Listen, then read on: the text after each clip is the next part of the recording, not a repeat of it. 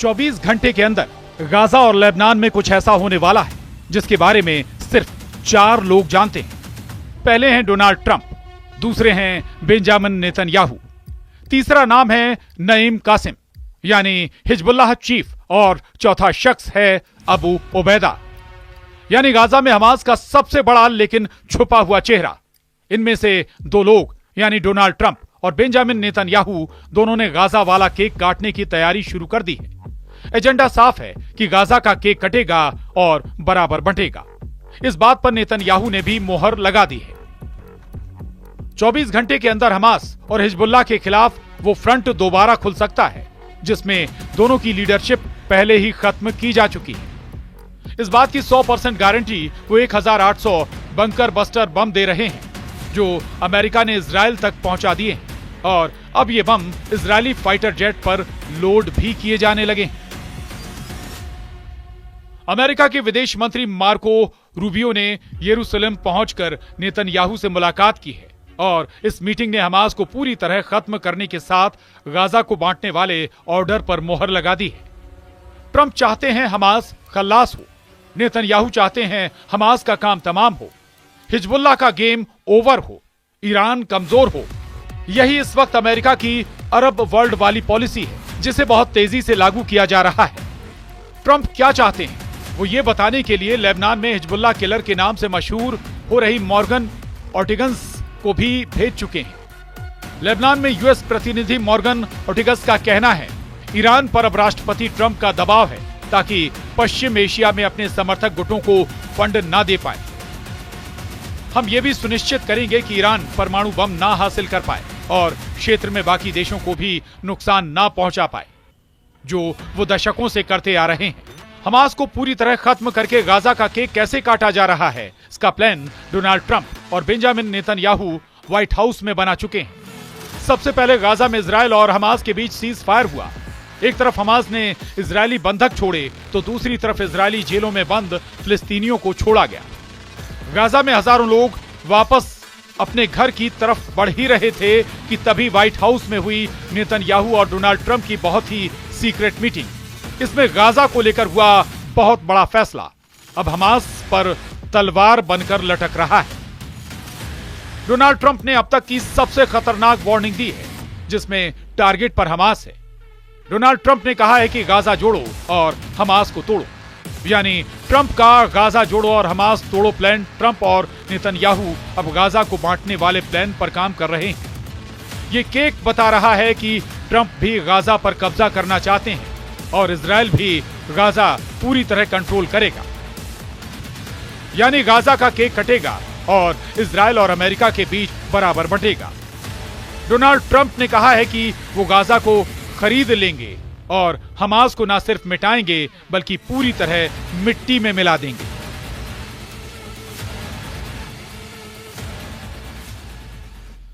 Gaza से अलग Lebanon के फ्रंट पर क्या हो रहा है उसका ट्रेलर देख लीजिए। इस वक्त इजराइल दक्षिणी लेबनान में बहुत एक्टिव है। इन धमाकों के साथ इजराइल ने नए युद्ध की गारंटी दे दी है।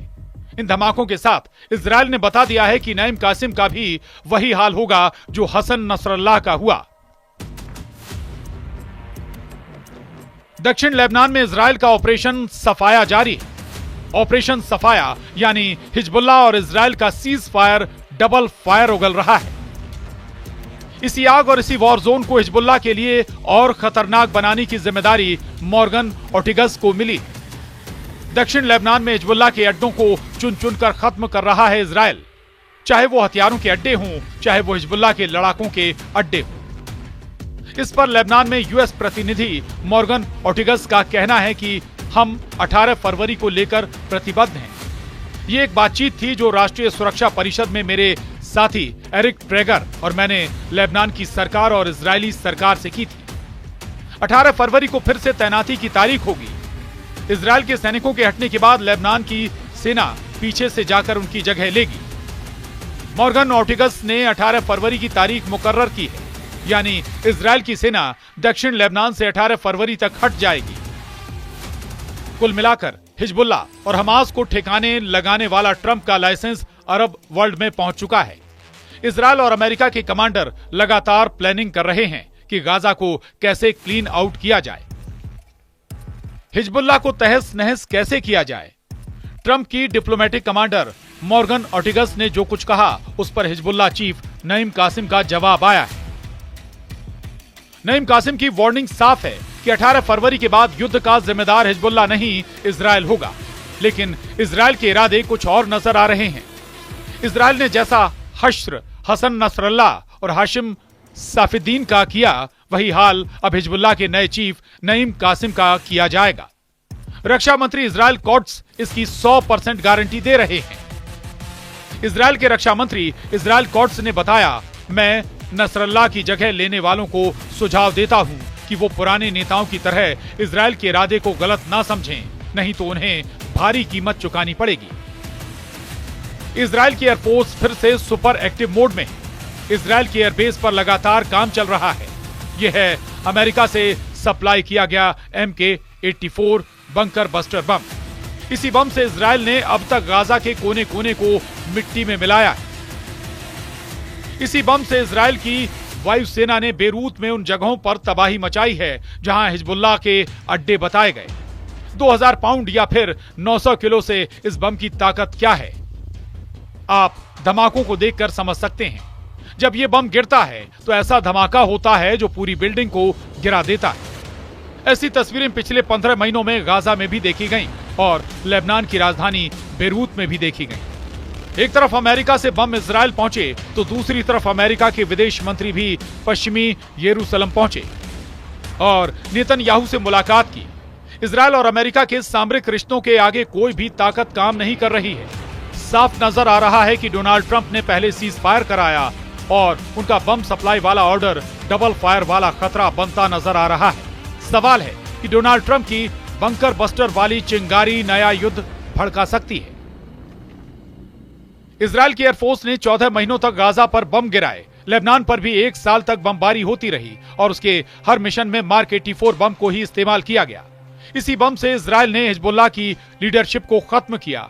तो इसी बम की वजह से गाजा और लेबनान में ज्यादातर लोगों की मौत हुई है। जब इजराइल के अशदोद बंदरगाह में इसकी बड़ी खेप पहुंची तो नेतन्याहू को बड़ी राहत मिली है।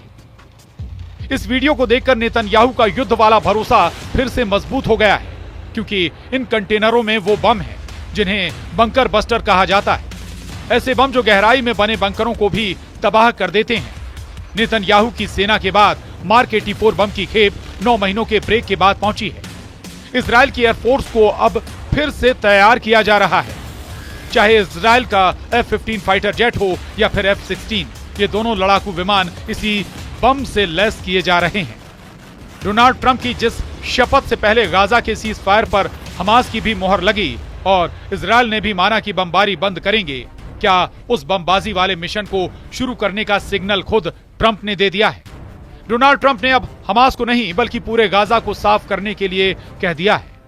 डोनाल्ड ट्रंप के इस सिग्नल को गाजा युद्ध पर उनका यू टर्न कहा जा रहा है। ऐसा यू टर्न जो पश्चिम एशिया में कभी खत्म ना होने वाले युद्ध की शुरुआत कर सकता है। डर यह कि हमास और इजराइल के बीच बंधकों को लेकर डील फंस सकती है। अब तक रिहा हुए इजरायली और फिलिस्तीनी बंधकों को लेकर जो जोश दोनों तरफ देखा गया, वो युद्ध विराम वाला जोश एक झटके में बिखर सकता है। इजराइल के तेवर बताते हैं कि वो हमास के साथ साथ अब हिजबुल्लाह के खिलाफ डबल युद्ध के लिए तैयार है। वहीं हिजबुल्लाह ने साफ साफ कह दिया है कि 18 फरवरी के बाद अगर इजराइल का एक भी सैनिक लेबनान की जमीन पर नजर आया तो उसके जिम्मेदार नेतन्याहू और उनके कमांडर होंगे। लेबनान की राजधानी बेरूत की बमबारी पूरी दुनिया को याद है। जिस तरह गाजा पर बम गिराए गए, उसी तरह दक्षिण बेरूत को इजराइल ने बमों से पाट दिया। इजराइल अब किसी भी कीमत पर हमास और हिजबुल्लाह को पूरी तरह खत्म करना चाहता है, लेकिन दोनों फ्रंट पर सीज फायर एक बड़ी रुकावट है। हमास और हिजबुल्लाह से मिल रहे नए चैलेंज से ट्रंप झुकेंगे नहीं, ये बात बेरूत और गाजा की सुरंगों तक पहुंचा दी गई है। ट्रंप का मूड युद्ध को लेकर बदला हुआ है और यही बदला हुआ मूड अब एक नए युद्ध का सिग्नल दे रहा है। Bureau report, news 18।